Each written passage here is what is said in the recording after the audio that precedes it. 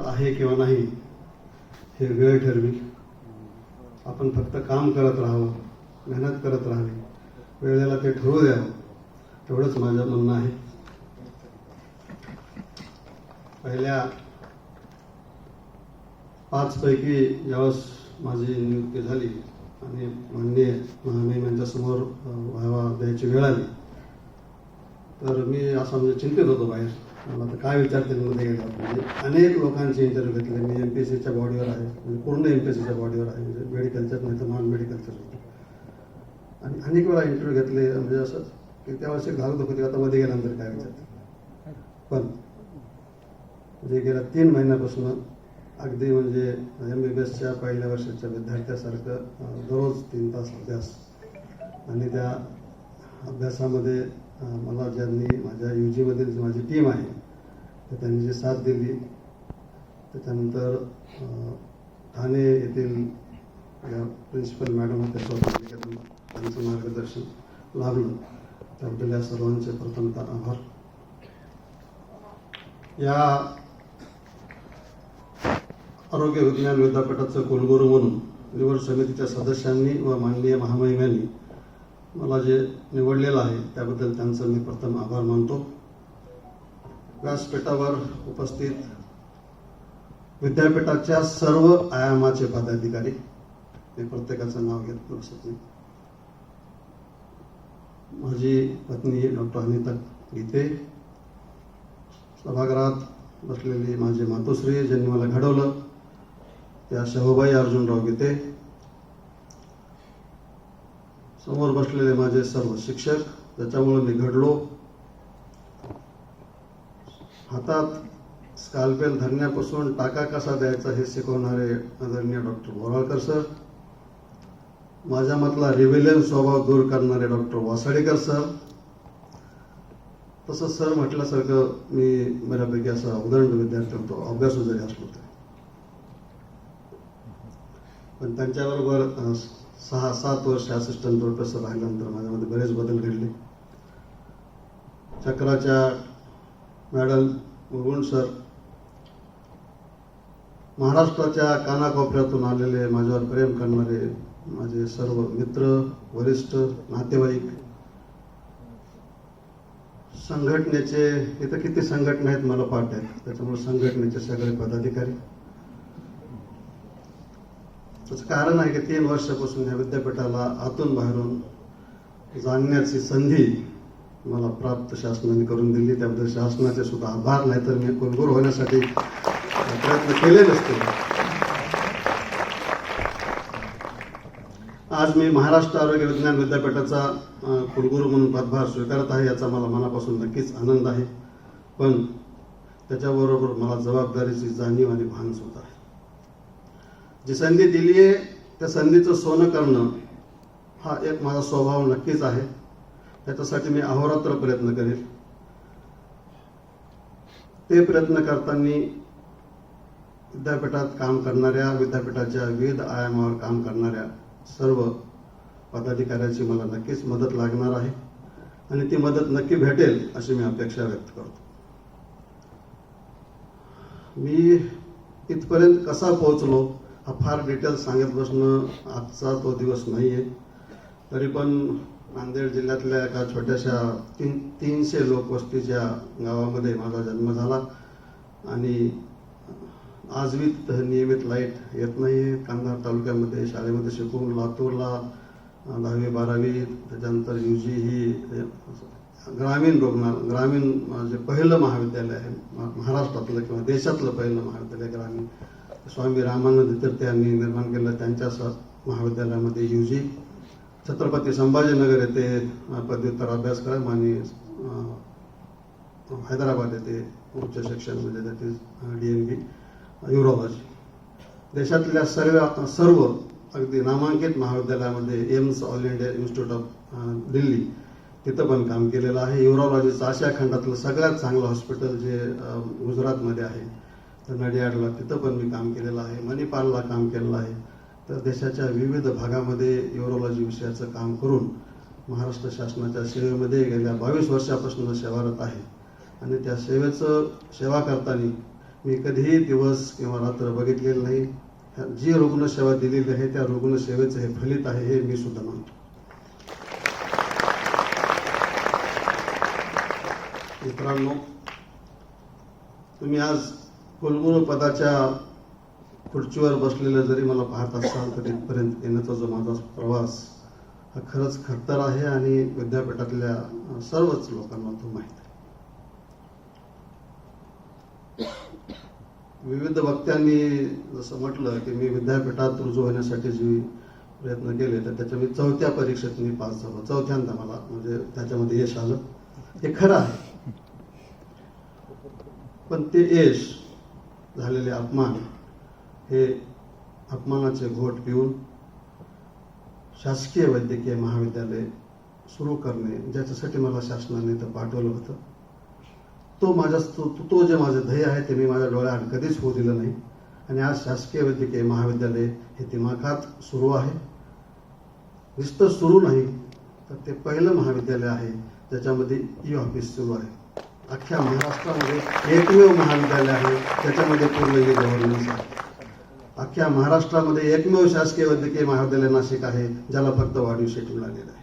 तर हे फक्त माझ्या त्या टीमचं, मला टीमने काम करायला खूप आवडते. फक्त टीममध्ये इन्व्हॉल्व्ह होणारे लोक हे म्हणजे इमानदार, ट्रान्सपरंट आणि इथिकल असायला पाहिजे. गेल्या 3 वर्षामध्ये हे सगळं सुरू करताना विद्यापीठाकडून कधी मदतीचा आणि कधी मदतीचा न मदतीचा म्हणजे असहकार्याचा बऱ्याच वेळा मला अनुभव आला. ती खंत माझ्या मनात आहे आणि राहील, म्हणजे ती जाणारी नाही.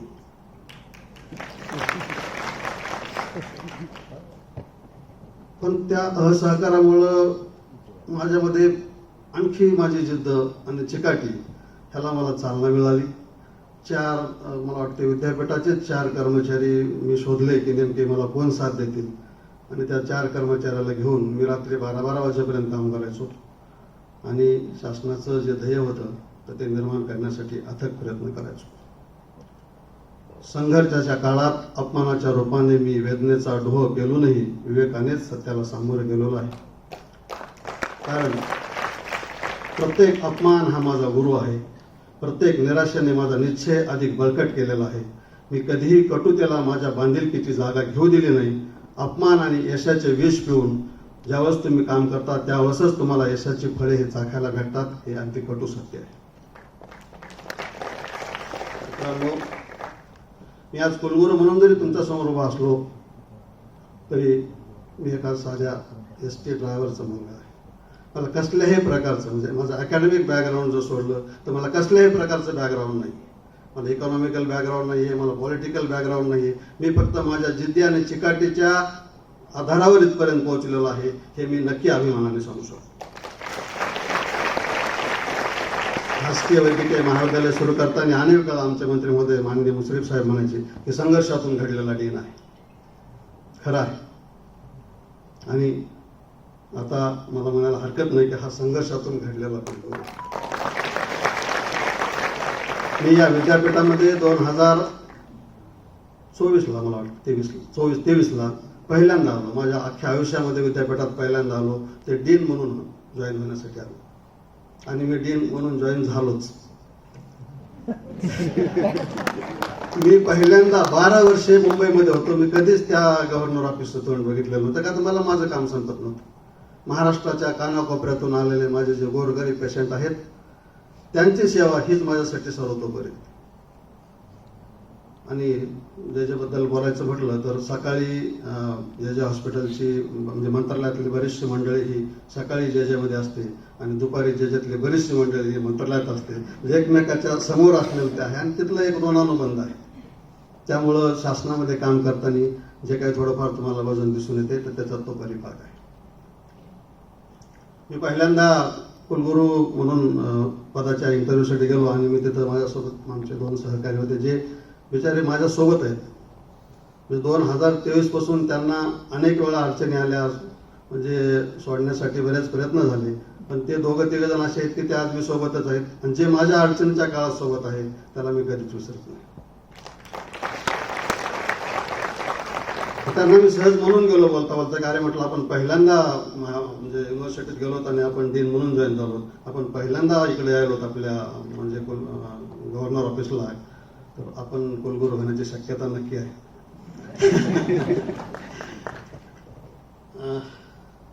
सत्ता ही तात्पुरती असते, पद येतात पद जातात, पॉवरचा जो तुम्हाला गर्व नसायला पाहिजे.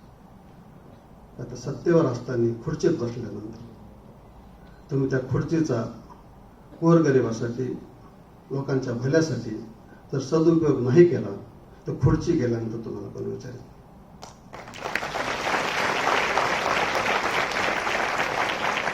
देवाने आपल्याला मन दिलेलं आहे इतरांच्या भल्याचा विचार करण्यासाठी, आपल्याला हात दिले ते इतरांना मदत करण्यासाठी, अडचणीत मदत करण्यासाठी. आपल्याला तोंड दिलं आहे देवाने चांगलं बोलण्यासाठी. विद्यापीठामध्ये एखादा माणूस येतो, तो अडचणीमुळे येतो, तो काही आनंदाने इथं आलेला नसतो. तर त्याच्यामुळे तुम्ही त्याची अडचण ऐकून घ्या, त्याला बसून घ्या, त्याचं काय म्हणणं आहे तुम्ही काम नका करू. तुमच्या नियमात बसत नसेल तर तुम्ही काम करू नका, पण कमीत कमी त्याला नीट तरी बोला. आणि हे एवढं नक्की तुम्ही करू शकतो. त्याच्यामुळं इन्स्टिट्यूशनपेक्षा, संस्थेपेक्षा हा व्यक्ती कधीच श्रेष्ठ नसतो. विद्यापीठातल्या प्रत्येक कर्मचाऱ्याला ही माझी विनंती आहे की तुम्ही विद्यापीठ सर्वतोपरी, आम्ही जसं शासनात म्हणायचो, आता मी शासनात राहिलो, शासनातून इकडे आलो, तर शासन सर्वतोपरी, तर विद्यापीठ सर्वतोपरी एकमेव ब्रीद वाक्य जर तुम्ही मनात ठेवलं तर खरंच या विद्यापीठाला 100च्या आत आणण्यापासून आपल्याला कोणी रोखू शकणार. विद्यापीठामध्ये किती संघटना आहेत, संघटनेचे नेते भाषण करायला म्हटलं की ते मागणी करणारच, त्याच्यात नवीन काही नाही. आणि विद्यापीठाच्या प्रत्येक कर्मचाऱ्याचा, का तुम्ही एका कर्मचाऱ्याचा मुलगा आहे, कर्मचाऱ्याच्या अडचणी मला माहित आहेत, विद्यापीठातल्या सगळ्या अडचणी मला माहित आहेत, कोण कुठल्या गटाचा कुठल्या तटाचा हे सुद्धा माहित आहे. पण काय मी सिरियसली सांग, कारण 3 वर्षापासून ह्या विद्यापीठाला मी कोळून केलेलं. पण हा कुलगुरू कुठल्याच गटाचा नाही. हा कुलगुरू महाराष्ट्र आरोग्य विज्ञान विद्यापीठाचा कुलगुरू आहे. त्याच्यामुळे तुम्ही निश्चिंत राहा की माझ्याकडून अनावश्यकरित्या विनाकारण कोणालाही कसल्याही प्रकारची तकलीफ होणार नाही. हे म्हणजे मला तकलीफ झाली असली तर चालेल, पण इथून पुढे माझ्याकडून तशी गोष्ट होणार नाही अशी ग्वाही देतो. फक्त तुम्ही मनात निर्धार करा की ह्या विद्यापीठासाठी मला काम करायचंय, माझ्यासाठी काम करायचं नाही. माझ्यासाठी काम करू नका, तुमच्या स्वतःसाठी काम करू नका, ह्या विद्यापीठासाठी काम करा. जो प्रामाणिकपणे काम करतो तो नक्कीच माझा सहकार्य आहे. प्रत्येक विद्यार्थी ही माझी जबाबदारी आहे. प्रत्येक संलग्नित महाविद्यालय ही माझी संस्था आहे. जे माझ्यासोबत आहेत त्यांच्या सहकार्याने आणि जे माझ्यासोबत नाहीत त्यांच्या सहकार्याशिवाय हे विद्यापीठ पुढे नेल्याशिवाय मी राहणार नाही असे तुम्हाला वाटते.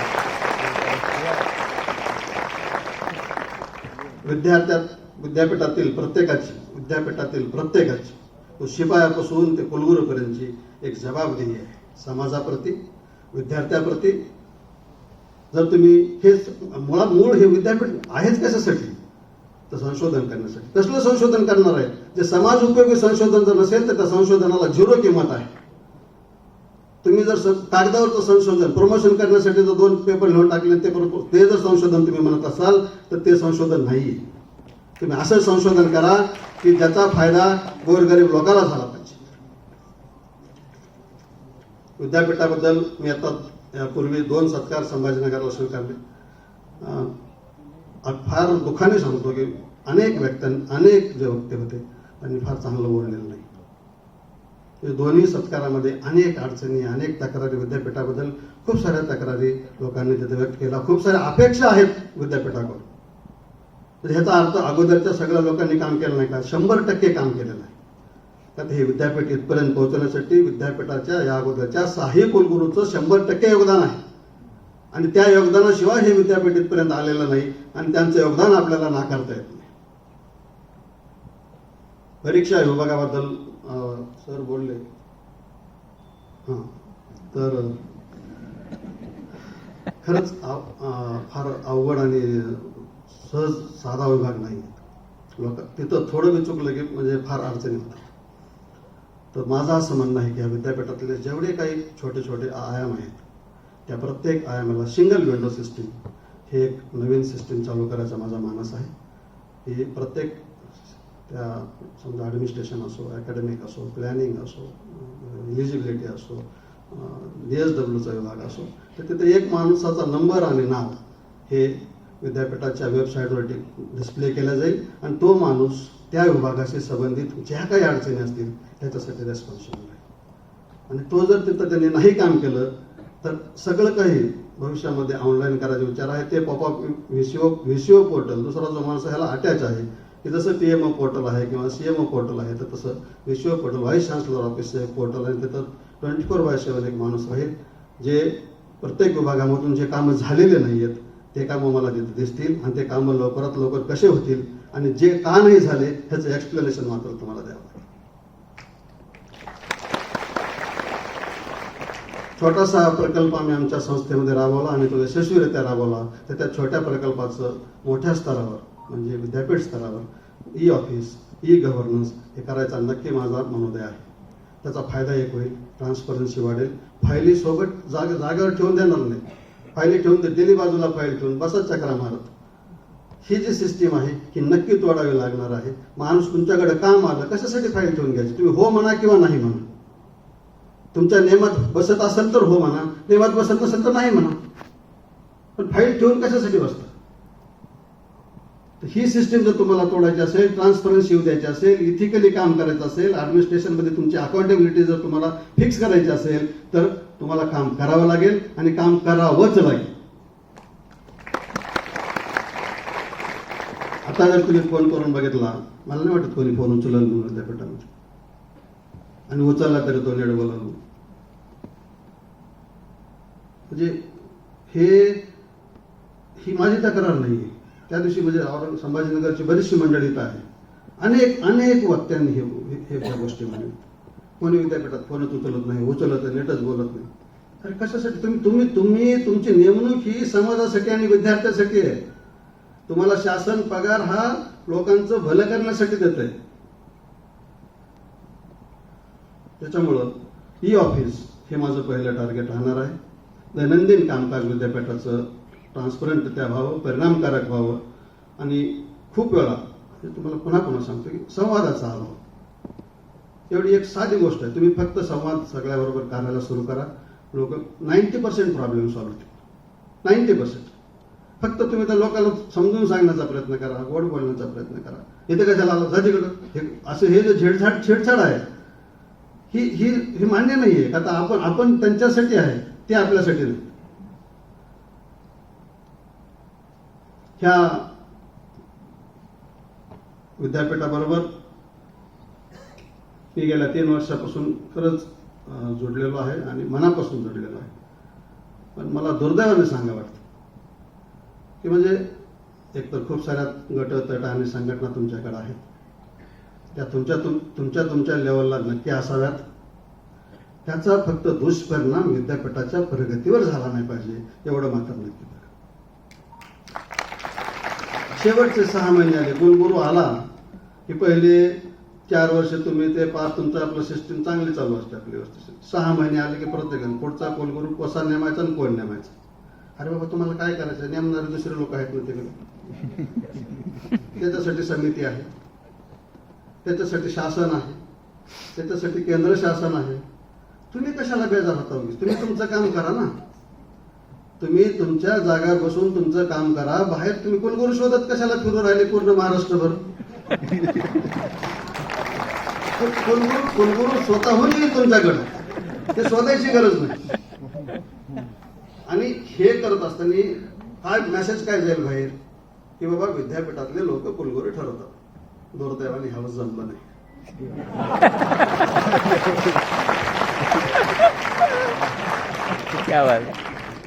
ही प्रशासकीय बाब म्हणजे कुलसचिव, उपकुलसचिव हे 2च माझ्या दृष्टीने महत्वाचे आहेत. ते संपर्काचे मुख्य बिंदू असतील. प्रशासकीय बाबीबाबत संस्थात्मक शिस्तीचं पालन जर नाही केलं, माझं प्रिन्सिपल फार साधा आहे, कायदा, कागद आणि शिस्त. म्हणजे जे बोलायचे ते कायद्याच्या चौकटीत बोलायचे, कागदावर बोलायचे आणि शिस्तीत राहून बोलायचे. म्हणजे सरप्रायझिंग आहे की म्हणजे आता वाईट वाटायला नको, म्हणजे आमचे हे सगळेच आमचेच लोक आहेत आणि इथून पुढे मला ह्यांच्याबरोबरच काम करायला जायचं. मी उद्या असं नाही जाऊ शकत की माझ्या मंत्री महोदयाकडे किंवा कुलगुरू आपला गव्हर्नर महोदयाकडे की मी आपली अपॉइंटमेंट घेतली नाही आणि गेलो आणि दरवाजावर टाकलो चला घ्या मला मध्ये आता. आणि समजा नाही घेतलं की मग पुन्हा गावभरला सांगणार अरे ते त्यांनी आम्हाला मध्येच घेतलं नाही. अरे पण तुम्ही विचारलंच नाही ते कशाला मध्ये घेईल तुम्हाला. म्हणजे शिस्त आणि प्रोटोकॉल पाळायला शिकायलाच पाहिजे.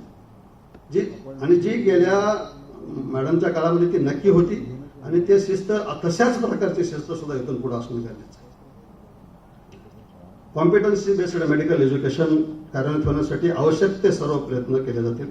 विद्यापीठाचे परीक्षांचे नियोजन, वार्षिक शैक्षणिक पुनरावलोकन, गुणवत्ता मूल्यांकनाची निरंतरता, जागतिक विश्वासार्हता सुनिश्चित करण्यासाठी शैक्षणिक लेखापरीक्षा म्हणजे अकॅडमिक ऑडिट, डिजिटल प्रमाणपत्राची अंमलबजावणी हे सगळे आपले प्राधान्यक्रम असतात. एक साधा प्रश्न मला वाटतं मंगल बोलले का, तर ते MCQ चे तपासणी करतात वेगवेगळ्या संस्थेमध्ये.